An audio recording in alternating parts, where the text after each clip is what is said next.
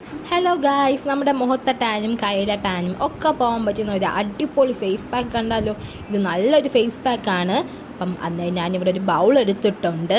ആ ബൗളിലേക്ക് നമുക്ക് കോഫിപ്പൊടിയാണ് ആവശ്യം. ഞാൻ കോഫിപ്പൊടി ആഡ് ചെയ്യുന്നുണ്ട്. കോഫിപ്പൊടി ഏത് വേണോ എടുക്കാം. ഇതിപ്പോൾ എൻ്റെ കയ്യിലുള്ളതാണ് ഞാൻ എടുത്തേക്കുന്നത്.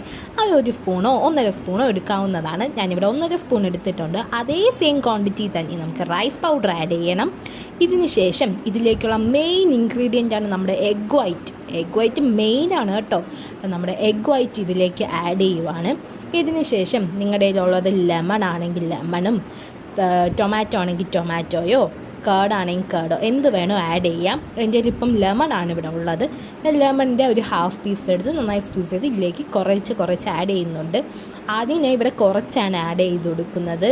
ഇത് ഭയങ്കര കട്ടിയായിട്ട് ഇരിക്കുന്നെങ്കിൽ കുറച്ചും കൂടെ ആഡ് ചെയ്ത് ഒരു ലൂസല്ല, ഒരു ജസ്റ്റ് ഒരു പേസ്റ്റ് രൂപത്തിലൊന്ന് ആക്കിയെടുക്കണം.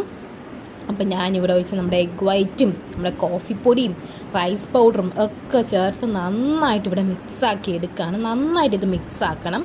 ഇവിടെ മിക്സാക്കി എടുക്കുകയാണ്. ഇന്ന് ഒരുപാട് തിക്കാക്കണ്ട, നമ്മുടെ ഒരു പേസ്റ്റിനെക്കാട്ടി കുറച്ചുകൂടെ ലൂസായിട്ടുള്ള ഈ ഒരു കൺസിസ്റ്റൻസി. കറക്റ്റ് പേസ്റ്റ് എന്ന് പറയാൻ പറ്റില്ല, പേസ്റ്റിനെക്കാട്ടി കുറച്ചുകൂടെ ലൂസ്. അത് ഞാനിവിടെ എൻ്റെ കയ്യിൽ അപ്ലൈ ചെയ്യുകയാണ്.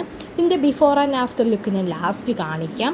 എൻ്റെ കയ്യിലേക്ക് ഞാൻ നന്നായിട്ട് അപ്ലൈ ചെയ്യും. നല്ലൊരു ഫേസ് പാക്ക്. ഇത് മുഖത്തും ഇടാം. നമ്മുടെ മുഖത്തുള്ള കരിവാളിപ്പൊക്കെ ഒന്ന് മാറിക്കിട്ടും. ഇത് ഞാൻ ഇവിടെ കൈ നന്നായിട്ട് അപ്ലൈ ചെയ്യുവാണ്.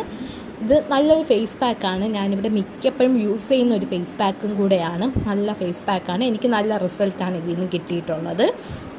അപ്പോൾ എൻ്റെ കയ്യിൽ ഇത് ചേർത്ത് തേച്ചിട്ട് ഞാൻ കുറച്ച് മിനിറ്റ് വെച്ചതിന് ശേഷം ബിഫോർ ആൻഡ്